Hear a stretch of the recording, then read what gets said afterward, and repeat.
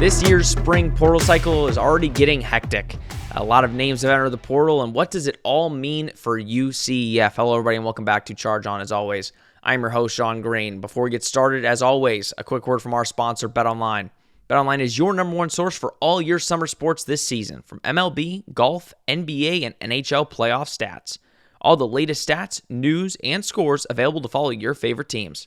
Get the latest odds and lines, including the latest team matchups, player props, and odds on just about every sport out there. Head to the website today or use your mobile device to get in on the action. Bet online, where the game starts. I'm going to be honest. Before I mention Nick Geddes, obviously back on the pod. Again, long-awaited returns. He takes basically months off, and then he comes back for an episode, so we're glad to have Nick back. But obviously, decked out in Magic today. I know this is not a Magic podcast. I know I can't rock a bucket hat to save my life. So I'm going to switch hats to a UCF hat because I feel like it's only fair. Not going to show the hair because the hair needs a significant haircut, to be completely frank. But it's Magic playoff time. I've been covering the Magic. To be honest, I didn't feel like changing the background. So we get Magic background today. Playoffs start tomorrow. I feel like it's only fair. But that's the reason if you feel like you're watching a different podcast, you are watching a UCF football podcast, but we're rocking Magic background today. Nick, how are we doing? Welcome back. Thank you for having me back. I didn't know if I still had a place on here, to be honest. It's been so long. I've been treating this like it's like an old wrestling territory where I leave before I burn out, and I come back and I'm welcome back in bigger than ever. That's how I'm kind of treating this at the moment. No shame, by the way, in the Magic stuff. We're all Magic fans, clearly. I have to think most people watching are probably Magic fans as well, if you live in the greater Orlando area. And we're very excited for that on Saturday. Some excitement for the I almost did the song. I almost just broke out into singing the song. But I'll refrain for now. But it's good to be back. Business has picked up a little bit. Business has certainly picked up in regards to college football and, of course, with UCF. So had to come back on because, of course, I had some thoughts on some things. Yeah, no, the one negative before this pod, I didn't even say this to you before we started recording. As you see, I have my Gus Malzahn football in its normal place. But originally there was a Paolo Banchero bobblehead that I had. Obviously, I go to the games, I cover the games, and I got a Paolo Banchero bobblehead. Well, when I was moving my chair into my spot, knocked the bobblehead over and broke its head. So Ooh. I'm a little disappointed. In that. That's a bad little omen for what's going to happen, I feel like. My heart did hurt. You broke the Paolo bobblehead. Yeah, I'm going to have to super glue it or do something with it because it was a really cool bobblehead. I mean, I really liked it. But listen, it gave a little bit of UCF, something to the set. But you are right. I've said for the past 2 months, I feel like last year, Nick, there was so much more news. Maybe it was just the excitement of going into the Big 12 or the ever-changing landscape of college football and college athletics. But last year, there felt like a lot more to talk about.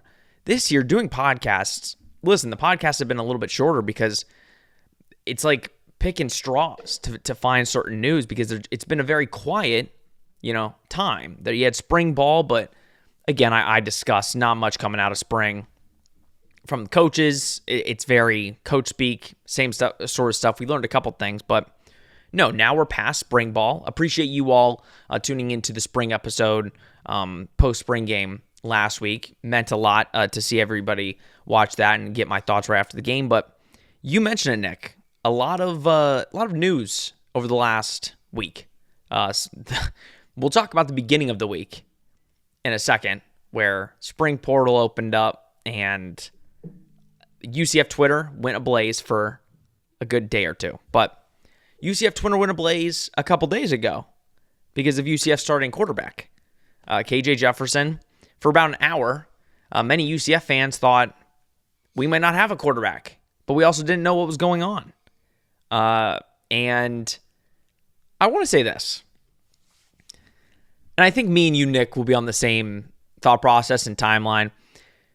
Again, they put it was like a common misdemeanor on his mugshot, so we didn't know what happened. We didn't know what was going on or what he did. He was in Fayetteville. So we were all confused. When he came out and basically said his side of the story, where this happened in May of 2023, Nick. May of 2023 for reckless speed, which again, drive safe. Like he took accountability for his actions. Like for reckless speed, would you usually, like, I know we're not like, law majors here, or we don't know the law that well, but for a reckless speed, would you really come to an agreement basically a year after to get your mugshot, book yourself, and then get out to do 3 days of community service? Like that is the epitome, in my opinion, of you were Arkansas starting quarterback. The police station was like, hey, we'll figure this out at some point.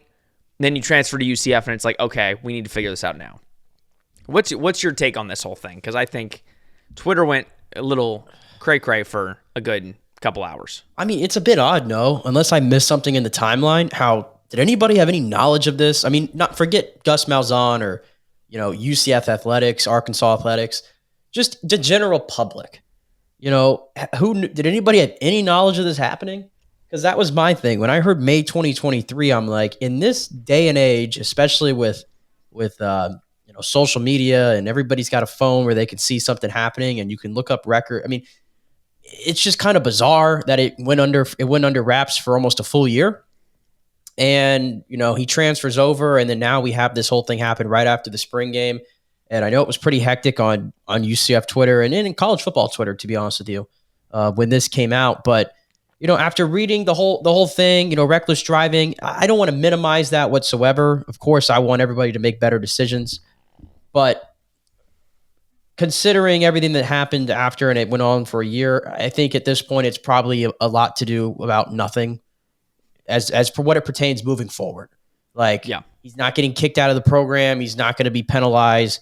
Gus was very upfront in his statement that they've had knowledge of this was going on and they were expecting it. So no harm there.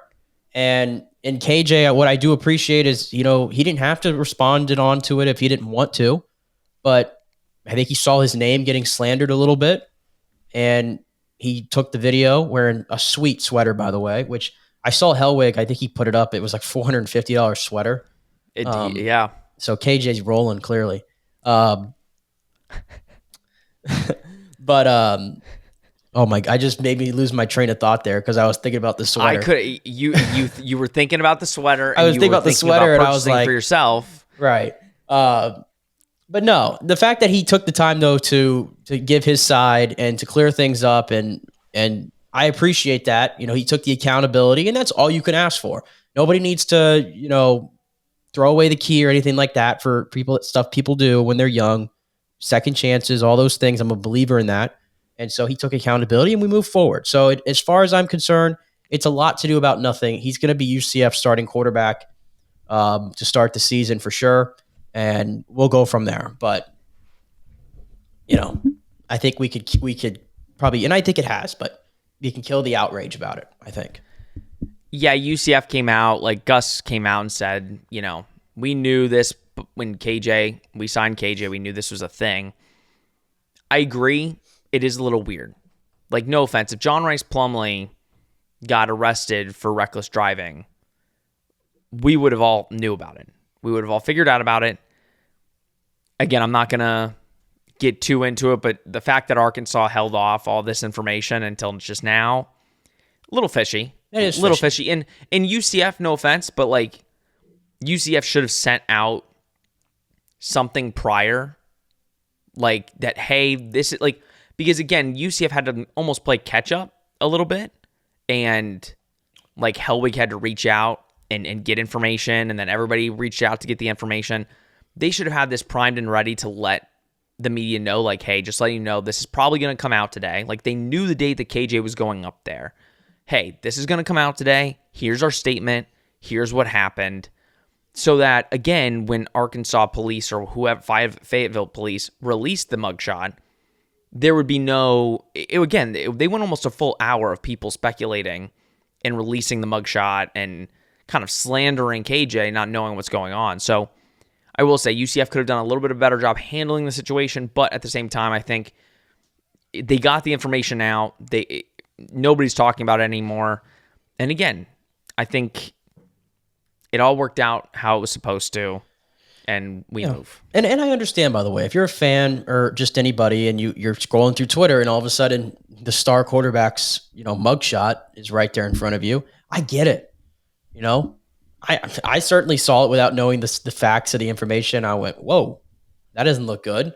But then, it all comes out and you make your judgment from there. But like you said, I think everything's pretty much buttoned up at this point, and it's a non-story. I shouldn't say a non-story, but it's a non-factor for his availability moving forward. 100%. So now that we got that out of the way, let's talk about the new age of college football and the craziness. I said in the podcast last week, right after spring, I said, listen, I don't expect really any of UCF's major players to enter the portal. Like the spring, we talked about this, I think, Nick, I don't even remember when we talked about it, months ago, that I said I fully expect Timmy McClain to enter the portal. I think it might have been right after we got KJ. I said, Timmy's going to go through spring, and he's going to enter the portal after spring. He has no road to playing time unless KJ gets hurt, and then next season, Timmy's not going to be in line to play. It's probably going to be a Dylan, an EJ, like a young guy, because you need to start building that young class, right? So I'm like, I don't think there's going to be any major names. Well, again, Monday comes, and we hear rumblings of some of UCF's big names.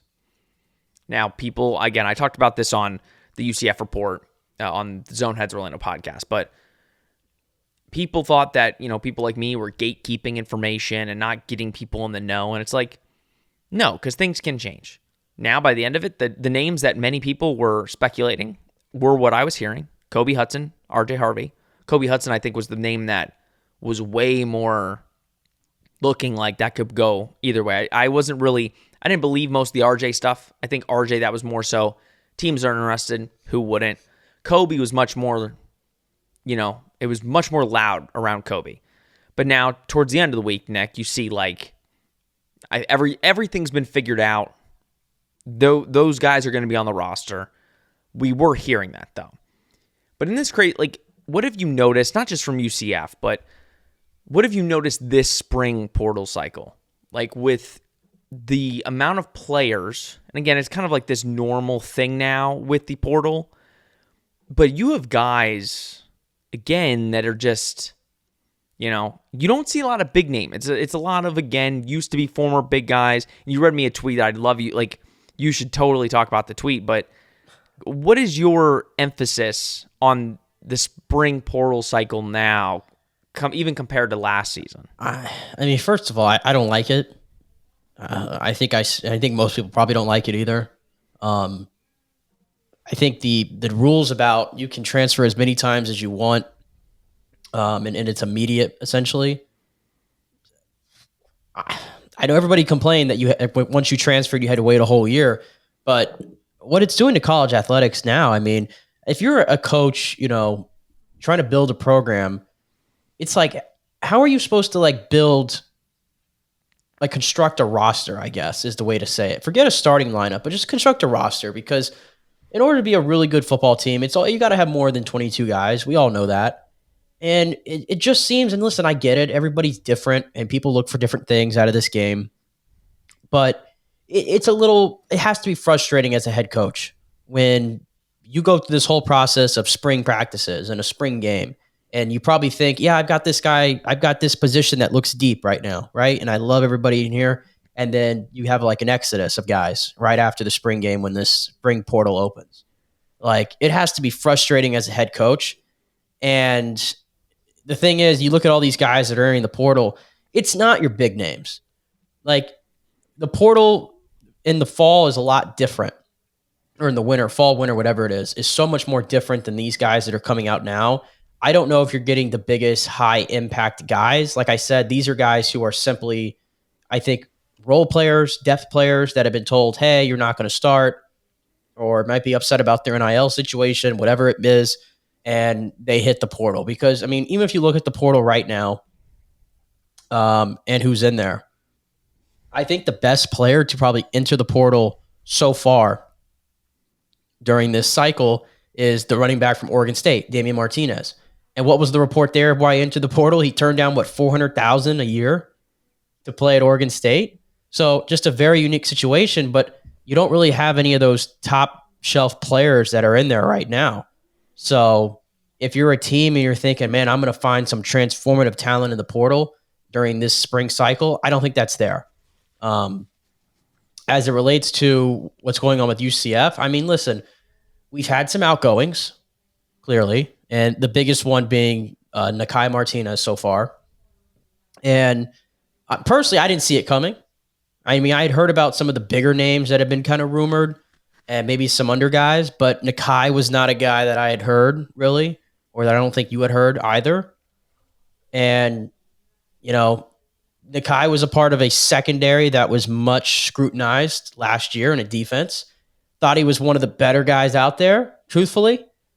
But listen, if he was told potentially that he wasn't going to start or whatever the case is, or maybe he had other reasons, then go find your opportunity elsewhere. That is what the portal does. But at this point, we haven't seen too many outgoings out of UCF. It could be a lot worse. I mean, Houston, for example, I think it's had 14 guys hit the portal since it opened up. Yeah. Colorado, all that Louis that was coming in last year. Remember that? Bringing Louis with him. Louis going out the door. Yeah. Out the door. Right? So it could always be worse. And I'm sure UCF will probably look to patch some of these holes up of these guys who leave. Yeah, and we'll talk about all these guys again. We're not going to spend too much time on these guys specifically. But I think you mentioned it with I think the guys that are entering the portal now, I think you have the group of not going to start and they want to start, or they were former starters, get replaced, and they want an opportunity to get, a bunch of playing time. You have the NIL type of guys who feel like they're not making enough NIL. And then I think the third group is you have a lot of young guys, a lot of first, second year guys that feel like they haven't gotten a fair shake. They haven't gotten the playing time they've wanted in the first two seasons, and maybe this is leading into their second year or third year, and it still kind of seems like they're not going to get that playing time, and they're entering the portal. Like you have the offensive lineman from USC, right? He was a freshman last year. A lot of people are high on him. Like, again, the schools that are contacting him are all big-time Power 4 programs because he's young. He's unproven. Mm-hmm. They're looking at his previous stars and saying, hey, we could totally use that. And I feel like the difference is, remember when I'll just throw out Javon Baker's name, for example. Because didn't he play, if I'm correct, he was at Alabama for 2 years, right? Before he came to UCF. Mm-hmm. I think he was there for 2 years. Now, was Javon a top 100 guy? No. I think he was just inside the top 50 maybe in his class. Still fairly high. But he played 2 years. I'm just trying to paint the difference though between the prospect you're talking about and when you're not in the top 100, for example. He played 2 years at Bama, minimal production, blocked behind a lot of talented guys, clearly. And he came to UCF, which at the time was an American school. That's kind of the difference, I feel like, from what you're saying. Whereas when you're only a year removed from high school and you're a top 100 guy, all those big programs are going to come calling for the most part because they feel like you're such an unknown. And so I feel like you're almost getting graded and judged upon as if, hey, he's still a prospect. Yeah. Javon was, according to 247's composite, Javon was 203 national. Right. He was a 4-star. Those, and listen, let's call it like it is, Nick. These programs, if you're 1 to 2 years in, you're right. They're looking at you as a prospect. They're looking at your former stars. They're looking at what they were recruiting you a couple years ago. And we'll talk about some of the guys like Tyler Williams. Again, he's going to be a wide receiver we talk about as a potential guy that UCF goes after. Hasn't done anything, right? He's a unproven player, but they're viewing him as a prospect. So it's you get excited about what he could be. It's like DeMarcus Bowman. You're looking at what he could be. Bingo. But not exactly what he's going to be. You're looking at him as the prospect. DeMarcus Bowman is the greatest example of of the trap. He was the trap. He was the number one running back prospect, whatever he was in his class, and for whatever reason, he didn't get it right at Clemson, Florida, wherever he was before UCF. And then he got here, and it's like, okay, I fell into this trap too. He's the most talented back we have. And why did we say that? Because we were looking at stars. Mm-hmm. It's a game of trap. It really is. It really, really is. And now I don't even DeMarcus Bowman. I don't even know where he's at now. I think is he still in the portal? I was just thinking about that. He's got to be somewhere. Maybe again, I'm not just saying this, but maybe like Florida A&M. Maybe because most of these guys end up going, to FIU or. No, I don't think he. I don't think he's anywhere. He doesn't right have a now. place yet. No, so we have no idea where he's at. He'll sign somewhere. But all right, let's get into. Again, we're going to talk about the players that UCF has so far lost. Now, we're recording this on Thursday, so day before today, that you're watching it on a Friday. So we don't know if there's, within these 24 hours, who else will enter the portal. Again, the portal's still open for a little bit longer, so there's definitely going to still be some names, guys trying to figure out, where they kind of fit. But again, I think safe to say UCF's keeping most of their main guys, but we're going to give you kind of the reasoning that we feel behind some of these guys that are entering the portal. So we talked about it. Nakai Martinez, that was the shock, a little bit of a shock, because again, started all 13 games last year, was really the guy, Nick, that started the hometown hero movement. Again, Gus came in, really wanted to keep the hometown guys here. Nakai was the first commit that really started that movement and is now, led to them being number 15 in the nation for the 2025 class. So again, a guy you didn't think was going to enter. But if you were at the spring game, I know you were not, but I kind of explained this to you because you were shocked. You're like, this one was unexpected, Nakai. And I'm like, that's unexpected, but I do have a good feeling as to why he's transferring. And the clear-cut answer is Brian Threats is going to be the starter. He looked incredible. And again, it's the spring game. But it's kind of the thing we've kept hearing, even from Cincy fans. Like, he's a ball hawk. He's one of the hardest hitters you'll ever see. He's around the ball constantly. And that can be good or bad. Again, there's levels to this. But the vibe we're getting is that maybe Nakai wasn't going to start and that Brian Threats kind of beat him out in spring. So he's like, okay, I'm going to go get a playing opportunity to start because I was a starter all 13 games last year. So kind of what do you think about that? Obviously, we haven't seen Brian Threats live yet in a UCF uniform, but we have seen him in the past with Cincinnati. And again, if he beat Nakai out, it's like, so be it. But again, new age college football, your depth will want to leave and go get playing time somewhere else. Right. And that's why it's like, you can't really criticize the player for making those decisions, right? You just can't. What I will say, what's interesting is now this position is getting, because I don't know if you had seen this, but as we're recording, Jamarick Morris has entered the portal as well. So that's I don't know if there's any others, but I think that's two safeties at least now that are in the portal between Nakai and Jamarick. So obviously now that's a position that's gotten weaker. And so you have some concern there a little bit, not necessarily because, Threats is going to, clearly if Threats beat out Nakai, again, I think higher than Nakai did some. I just thought he was one of the bright spots generally on a defense last year that didn't really provide many. And I actually thought there was more to his game as he got more experience. So that's why I speak highly of Nakai, and that's why I think very highly of Byron Threats. If he was able to come in and clearly take over that starting job, then that says that's good. That's great. But I go back to depth, and what do you have behind these guys? And it looks like that's going to get a little thin right now at that position. I wish I had my spring roster in front of me. I don't, but we'll talk after. Like, again, we're going to try to keep this around 35 minutes, but we'll talk after about some names that UCF seemingly is going after in the portal to replace. Because, yes, Nick is correct. The corner safety position, again, you're losing a couple. I wouldn't be shocked if they lost one or two more, to be completely honest with you. But UCF is definitely going into the portal. The portal taketh, the porteth giveth. Correct. Or however that saying goes. So I'm pretty confident UCF will be replacing some of those guys, and we'll talk about some of those guys in a second. But Nick mentioned it, Jamarick Morris. We were kind of high on him last year. Because, again, we look at rankings, and this is why I always stress, and Nick, I probably sound like a broken record. You've heard me say this a million times. Stars don't matter. What people say about the player doesn't matter. At the end of the day, it's what happens when they come in here and what they put on film and who they beat out. So Jamarick Morris was ranked as the number 6 cornerback and number 36 overall junior college player in his class. And we were all thinking he's going to come in and probably be one of the top players. We were questioning corners. He came in, didn't play, only played one game against Oklahoma State, and now he's out. So Yeah.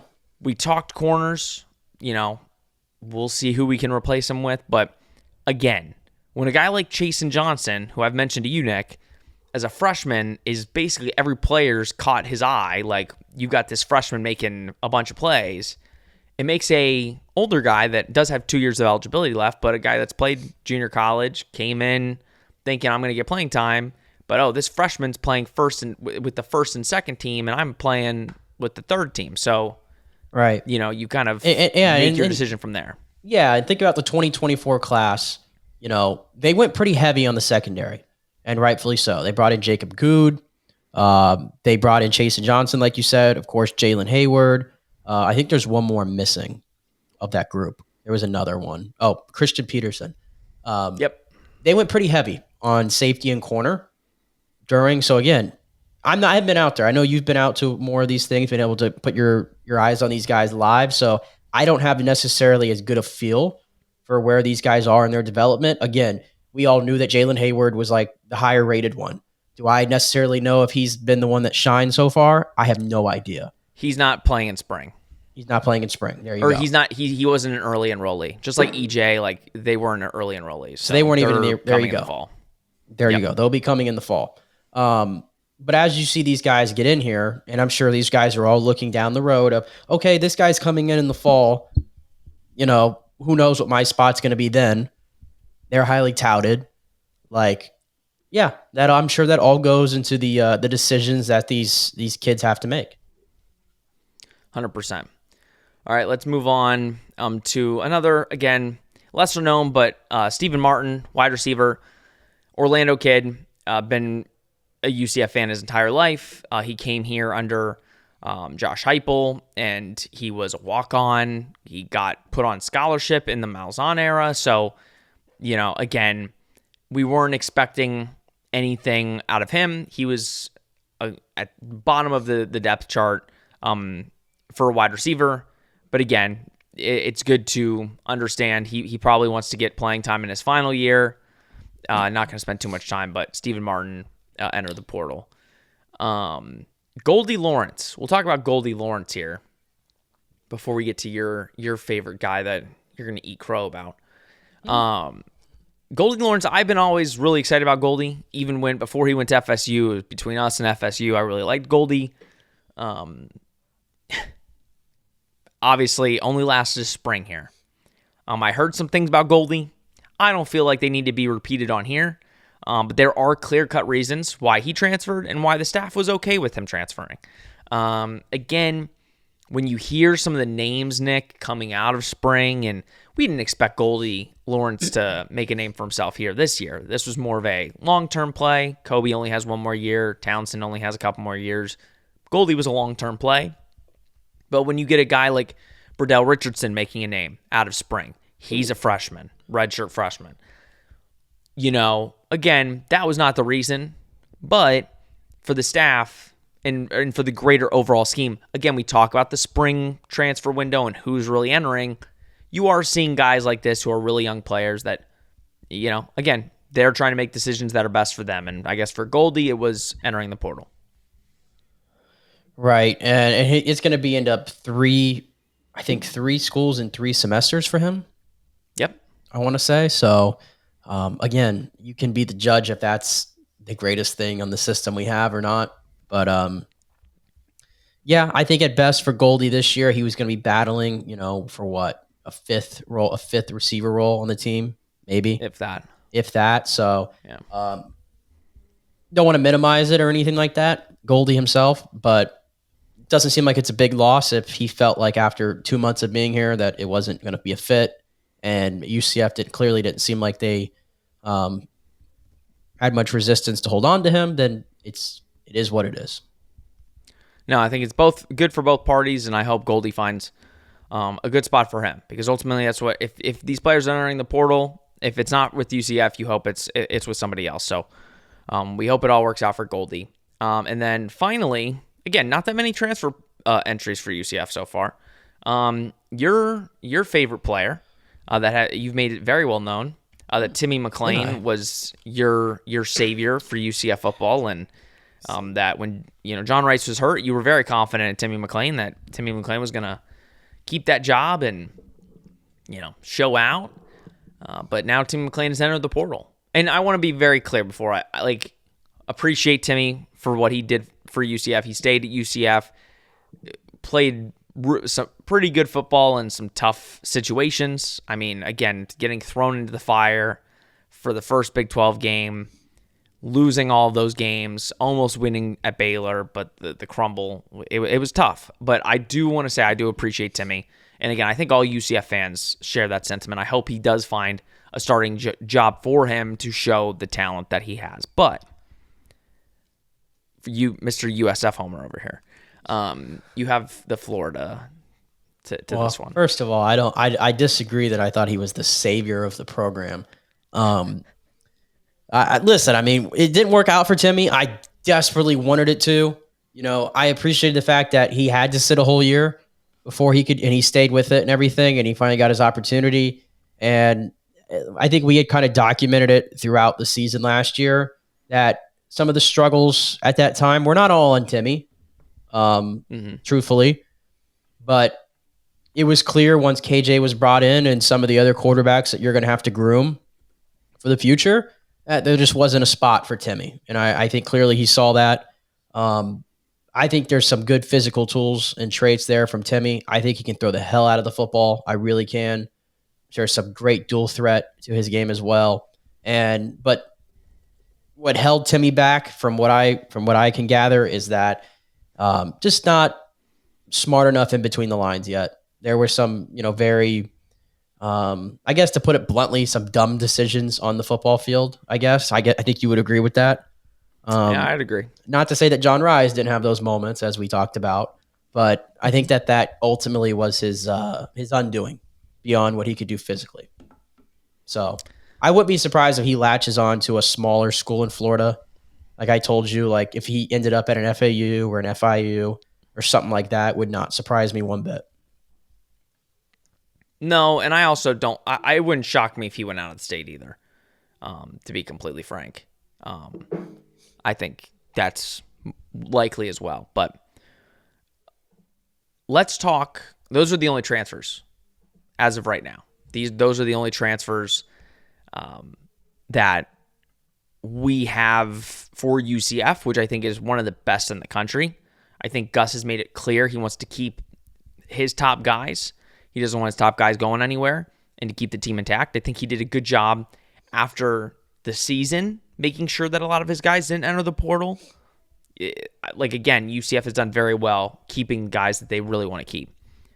With that being said, there are some names. There are 3 names that I have that I think UCF fans should keep an eye on.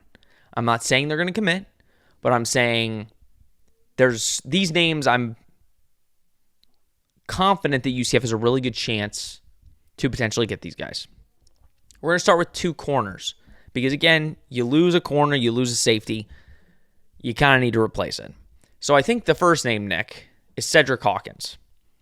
Obviously, UCF went after him when he was, recruiting. He's from Titusville. He ended up going to Ohio State. He was a 4-star safety I think he was like the 59th ranked safety in Florida. Right now, he's ranked as a 3-star transfer. But again, this is coming from a guy, I hate lowering recruiting rankings, like when they enter as a transfer, because it's like, okay, he didn't play. So you're just going to, you say he has a prospect, he was a 4-star 91, and then he transfers and you already dock him 3 points. But kid can play. I remember watching his film when he was, again, a freshman or an incoming freshman. I don't know if you know a lot about him, Nick, but again, This one I'm probably the more confident in about him coming to UCF. This feels like if I had to make a guess out of these three guys who I feel the most confident in becoming a Knight, it would be Cedric Hawkins. I mean, we just who we just get done talking about? Nakai, and they play the same position. So in terms of filling a need, I think it's there for UCF's sake. And the fact that he went to Ohio State, again, that's another program where there's typically a logjam in the secondary and receiver positions. So yeah, I definitely think it's worth putting a flyer out, and you already have the advantage, the fact that he's from Titusville. So he's right in your backyard, and he's got, I think, 4 years of eligibility. So he's here for the long run. So yeah, I'd be all over this one for sure. Next one, Traquan Fegans. Fegans has been catching UCF's eye for a while. He went to Alabama, then transferred to USC. I don't even think he played for USC, to be honest. He had to have been there for last season, but he just entered the portal again. He's a corner, 6'1". He's got a really good younger brother who, again, the rumor is they want to play together. I guess USC didn't want them to play together or something, or didn't want his younger brother. But his younger brother's like one of the top 10 safeties in the 25 class. So again, you lose a corner, you could potentially pick one up. I think there's a lot of schools interested, but I think UCF is always going to get these guys that were, because where did he live? He's from Alabaster, Alabama. But so probably knows Gus Malzahn very well. Probably recruit so. Again, these ties when these guys enter the portal. Again, a need at corner seems like that's a potential here. And then I'll say one more before we kind of wrap up. Tyler Williams as a wide receiver went to Georgia. He was what class was he in? I think he was in last year's class. Again, if I'm not mistaken, all these guys are for the most part relatively young. Yeah, he signed his letter of intent with Georgia December 21st of 2022. So he's been there since 2023. He was a 94 overall, 4-star wide receiver. He's the 102nd transfer in the class in the portal right now, the number 23 wide receiver. 6'3", again, a lot of taller than Javon. Reminds me a lot of Javon. Young. So that would not shock me in the slightest, but again, he's from Lakeland. Get a guy that's close to here, enters the portal, maybe wants to come back home, be closer to home. You see it with Cormani McLean. A lot of these guys, if they go out of state, most of them want to come back. That's just how it always ends up. But, Nick, do you have anything to say about those two guys before we wrap it up? Yeah, Fegans scares me a little bit because I mean, he was at USC last year, and he barely played. And do I even have to go on about what USC's defense and secondary look like? So I feel like Fegans might be a play to get his brother, and that's not a bad play. So that's where I'm at there. Williams, I mean, I feel like there's going to be a lot of competition there for him, and in the weirdest way, the competition's coming from USF, who might have the upper hand on that, because I know that they're in on Cormani, and Cormani and Tyler were teammates, I believe, at Lakeland High School. And I think they've expressed a desire that potentially they want to play together again. So, who knows? The randomness of the portal, but he's going to have a lot of suitors for sure. So, and that's where NIL comes into play. I do know that as we're doing this pod, though, and I don't even know if you didn't mention him, Nigel Kelly. He's currently at UCF, so the edge rusher out of Miami. Visit. So again, a lot of competition there, but he's on your campus right now, so we'll see. Again, I can't stress enough how much UCF has completely shifted the narrative in just a couple years of, again, they are a power in the state. They're in a Power 4 conference, and players want to come visit, and players are considering UCF. And again, it shows in the rankings. They're ranked 15th in the country right now. I think they're going to shoot up a little bit more, to be completely honest with you, over the next couple months. But Gus Malzahn and staff, we've said it we've been doing this pod for 2-something years. They are putting in work. And I don't know how much money the collective is shelving out, but clearly it's enough, because a lot of these players, they can go anywhere else, but they choose to come to UCF. So we'll see what, that all brings over the next couple months before we come into the season. But Nick, it's been fun. It's been a good time. Glad to have you back on the pod. I think he froze. So to be honest, he didn't freeze. My Wi-Fi is taking a crap over here a little bit. So, do you want to any final words before your Wi-Fi officially takes a crap? Yeah, I think we covered everything from football standpoint, but in the nature of supporting your school, this baseball team is exciting, Sean, and they hit a little bit of a lull lately, but at the same time, still, I think they're still ranked. I think they're still hanging on. Did they fall out of the ranking? Yeah. They fell out of the ranking, didn't they? But they still got a good chance to make one of these regionals, I believe. Listen, I talk about them every week on the UCF report, but if they start doing some work, we'll bring them up on this show. Wow, they're not ranked. You're right. They're not ranked anymore. They're not ranked. Dropped out. First team out. That's they had four straight losses. Does. I know. I remember the 4 straight losses right after they got ranked, and I'm like, well, of course. Yeah. But we'll see what happens. We can't have nice things. Nope. No, we can't. All right. Nick, you're going to be back on next week, right? Yeah, we're going to lock in now. We're going to lock in now that portal season's going on, and we're locking in April. But if there's any Gus Malzahn coach speak, then I'm out. I hate coach speak so much. For all you that watch the Josh Pate interview, you will understand what we're saying. But it's also, again, Gus Malzahn has the same press conferences and same interviews. Yeah, there's a lot of. This is not a knock. This is Gus-isms. The Gus-isms are wild. If I hear one more time, I thought that if somebody just stayed there, that place was going to be a gold mine. It stayed there and built it. That it would. I swear, I've heard that same line, and I'm like, can we get anything different? Like, you've been here 4 years. Can we get I've been here. I knew what it was going to be. I don't know. The Gus-isms are always a joy.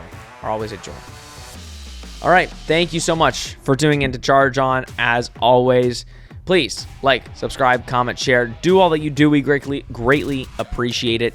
Again, if you want even more UCF content, I host another show called the UCF Report every single Tuesday where we talk everything football, basketball, softball, baseball, whatever you want from UCF athletics that comes to you on Tuesday. So make sure you go check that out. And again, you have us every single week leading up until the season. All right, everybody, this has been Charge On presented by Bet Online. We will see you next week.